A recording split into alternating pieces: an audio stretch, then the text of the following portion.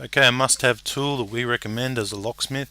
This is the 12-volt Dewalt Router with tungsten tip cutters.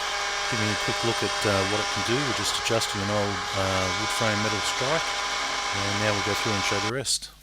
I saw this on eBay, and it was a router. It's a Dewalt 18-volt router, and I thought I'd buy one, give it a go, and see how it actually works. And to be quite honest with you, it's awesome. And now I've got one in my toolbox, I've got one in every van, and I can't live without it. So why it's so awesome, I just want to tell you a few of the functions that it can do, and I want to give you a few specs on it.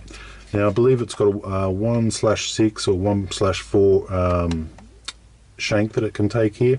So the two collets that come with it allow you to, use those two sizes. In Australia, we just call it 6mm. You've got your lock-in up here, so you just simply push that, and from there you can actually, where's it going to lock in? It'll lock in, and then you can undo it and change your cutter if need be. So now I've locked it in, I'd use my shifter, undo it, slide in a new one. This one is, I think, some type of tungsten carbide cutter, and it's like a burring tool. 1/4-inch shaft, 6x12mm. So I believe the shaft is 12mm and the length of the cutting is 12. Now this tool here, I originally started off using different types of tools on the end of this. I'd buy these drill bits here, these ones here, and I just cut them down. But what I notice is they're not extremely strong, they're very brittle, and if you are drilling into or if you are trying to mill out a hole, what can happen is you could be going like this or going like this, all of a sudden it'll go spastic, and next minute the drill bit's broken in half, you've got half flying at you at very high RPM, so it became a little bit dangerous. So you do have to be careful with this tool. Safety goggles, absolute must. But yeah, be very careful on what cutters you use, and be very safety conscious when using it, because it can really hurt you. I'm saying that can really save you some good time too. These type of drill bits I did use for a while, they did work, but I've moved on from then and I wouldn't go back to them. Now I'm using these tungsten carbide cutters, which I'll show you at the end where I get them from and how much. They're not expensive, I think under $50 for 5 of them.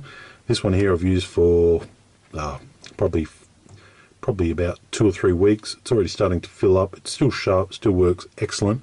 I'll show you a video at the end of adjusting a very thick Lockwood 001 wood frame strike with this, and I'll show you how quickly it tears into the meat. So these are the cutters here I recommend, straight from China. They come in different varieties. You've got the ball there, you've got the round cylinder one there.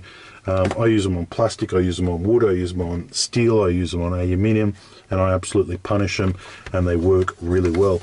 Now, as far as specs on this machine goes, the RPM on this is 26,000. So when you're talking about a normal cordless drill, a quick one is 3,000. This is 26,000. So it absolutely flies and goes super, super quick. Compatible with the DeWalt series batteries, I use the 18-volt one. So my grinder, my drill, my impact driver, my hammer drill, all the same battery. So it was important to get the same one on the same thing. I'm going to power it up now. I'm just actually going to put on safety goggles, because no matter what, with this tool, you've got to put on safety goggles. This part here as well is for locking the chuck, sorry. So you push in that one, you find its lock-in position, and you push in this one at the same time, and you can actually, you don't need tools, and I've actually just loosened the chuck off right there. That comes out. I'm going to put it back in, make sure it's shit tight.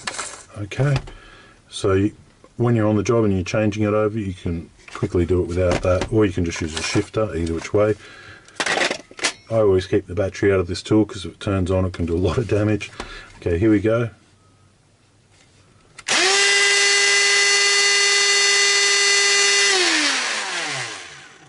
As you see, very powerful, very noisy.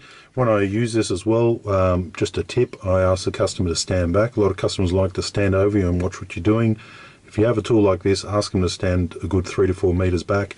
If you blow a tip and that comes flying at your customer, that can do some serious damage. Likewise with any kids or animals, windows, anything. Just keep note, these are extremely, extremely strong. but that means they're also brittle, and you're spinning at 26,000 RPM, which means yeah, you can run into trouble, or you can hurt somebody using a tool like this. On saying that, it's an awesome tool.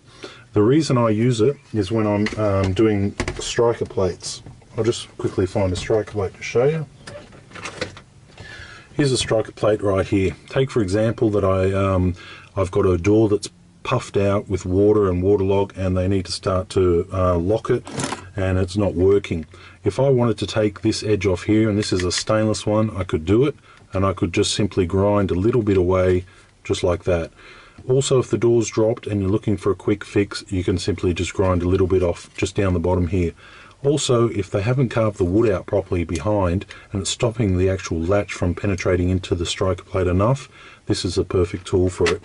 A lot of locks do play up if the lock does not sink into the actual striker plate enough. So often they do it too shallow, they put the striker plate on, say, oh, my lock's not working. When you come along, you can either remove the striker plate or even go straight through the striker, straight into the wood, and just grind away. Now when you look at this, the angles really do suit well, you know. Look at there, I can easily go around all that angle, and using the straight edge I can do that angle there. The depth on this, I can do this much, you know, or even further really, down to about that much, about 35 mil. Okay, so that's deep enough in most cases. So just for a tool to quickly adjust rather than a power file, or rather than take the striker off, this tool does really well. I've used it for everything. For you know, I've even cut into a bumper bar last week with it. I was putting in some lights and I just routed them out, and I used this carbide tip on plastic and it worked excellent. So you can use it on gyprock, use it on whatever you want, but for striker plates, adjustments, different types of metals, this tool is really good, and it's in my Locksmith recommendations must-have tools. But on saying that too, you got to be confident with tools, and you have to respect the tool. And this is the type of tool that if you use properly, yes, it'll do you good, but if you use it wrongly, it can hurt you, just like an angle grinder. One person I knew is an old Boilermaker. He was able to cut his toenails with an angle grinder. I personally wouldn't, but he was able to, and just shows the respect for the tool. If you have the tool, you respect it, you use it right, you can do amazing things. If not, there was another guy using an angle grinder last week. The blade shattered and a part went into his neck, rushed to hospital. So it's not the tool, it's how you use it and using it safely. So operator is the bit that you've got to do safely. Okay, if you like the video, or if you've tried this tool, or if you're going to go try this tool and you find, like me, it's excellent, please give it a thumbs up. And if it's helped you out and will give you an idea on how to speed up your locksmithing process, leave a comment. Thanks for watching.